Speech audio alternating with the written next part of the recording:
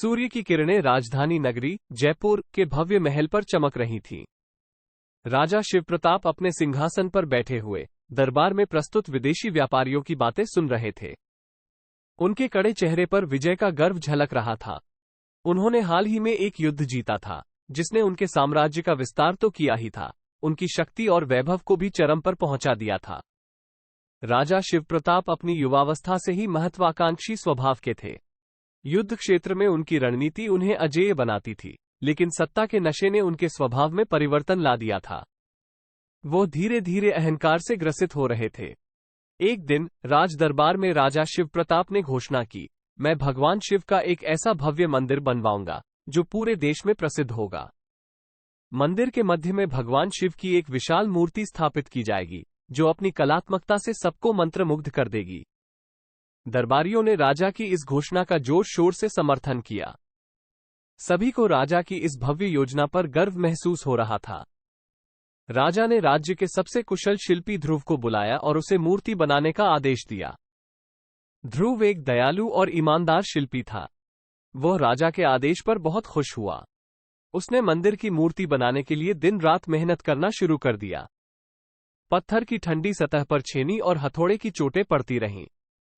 ध्रुव ने अपनी सारी कलात्मकता और भक्ति को इस मूर्ति में उकेरना चाहता था।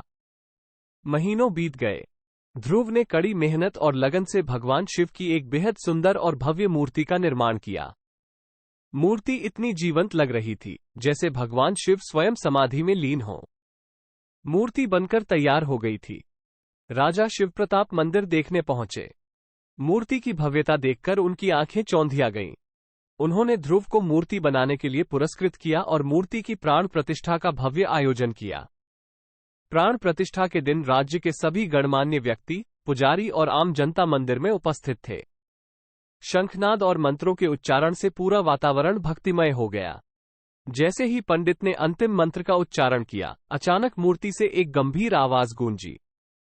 हॉल में सन्नाटा छा गया। सभी लोग स्तब्ध रह गए। मूर्ति ने कहा, मैं भगवान शिव नहीं हूं। मैं शिल्पी ध्रुव हूं, जिसने दिन रात मेहनत करके इस मूर्ति को बनाया है। राजा शिवप्रताप ने मूर्ति बनने के बाद मुझे कोई पुरस्कार नहीं दिया, बल्कि मुझे कैद कर लिया, ताकि यह राज हो सके कि उन्होंने ही यह मूर्ति बनाई है।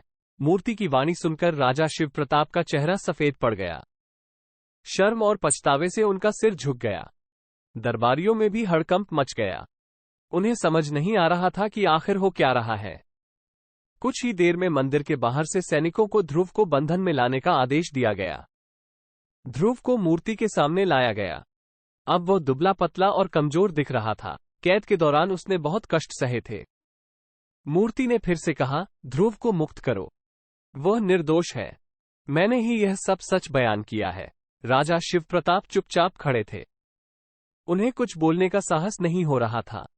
पंडितों ने भी राजा को समझाया कि यह ईश्वर का चमत्कार है और सत्य को छुपाया नहीं जा सकता। आखिरकार राजा शिवप्रताप ने सारी सभा के सामने अपनी गलती स्वीकार कर ली। उन्होंने ध्रुव से माफी मांगी और उसे कैद से मुक्त कराया। उन्होंने उसे मूर्ति बनाने के लिए उचित पुरस्कार भी दिया। इस घटना ने राजा शिवप्रताप को पूरी तरह बदल दिया। उन्हें अहंकार का भयावह परिणाम समझ आ गया। उन्होंने ईमानदारी और सत्य के मार्ग पर चलने का संकल्प लिया। सबसे पहले उन्होंने झूठी मूर्ति को हटाने का आदेश दिया। फिर उन्होंने ध्रुव को ही नई मूर्ति बनाने का अनुरोध किया। इस बार राजा ने ध्रुव को पूरा सम्मान दिया और उसे हर तरह की सुविधा प्रदान की। ध्रुव ने ईमानदारी से काम किया और कुछ समय बाद ही भगवान शिव की एक और भी भव्य और सुंदर मूर्ति का निर्माण कर दिया। इस बार मूर्ति की प्राण प्रतिष्ठा बिना किसी विघ्न के संपन्न हुई। राजा शिवप्रताप ने अपने शासन में भी कई बदलाव किए। उन्होंने भ्रष्टाचार को दूर करने का प्रयास किया और प्रजा के हित के लिए कई योजनाएं लागू की। धीरे धीरे राज्य में खुशहाली लौट आई और प्रजा राजा का सम्मान करने लगी। ये कहानी हमें सिखाती है कि सत्य की हमेशा जीत होती है। चाहे कितना भी छिपा लो, सच सामने आ ही जाता है। झूठ का पैर कभी भी जम नहीं सकता।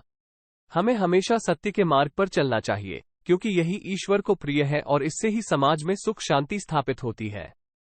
ये कहानी राजा शिवप्रताप और शिल्पी ध्रुव के किरदारों के माध्यम से हमें ये संदेश देती है कि अहंकार का नाश होना ही चाहिए और सत्य एवं ईमानदारी का मार्ग ही सफलता की ओर ले जाता है।